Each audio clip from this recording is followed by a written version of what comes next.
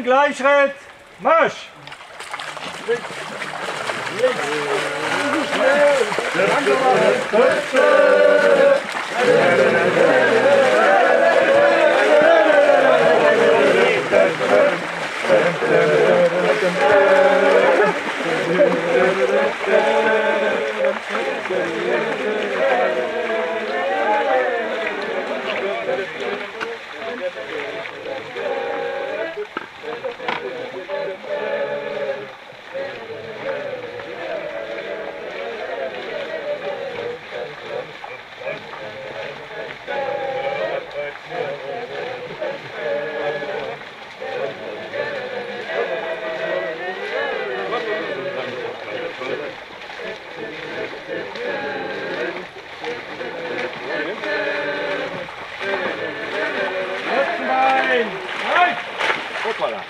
Rechts um!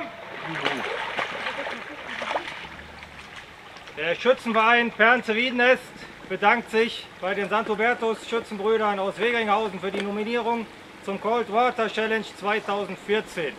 Vielen Dank. Wir werden jetzt ein Liedchen singen und anschließend unsere Nominierung weiterer Vereine bekannt geben. Schützenverein, weggetreten zum gemütlichen Teil.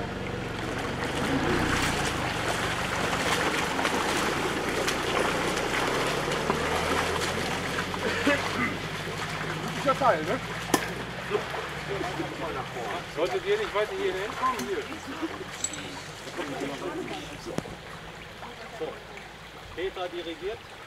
Oh ja. Können wir loslegen? 3, 4.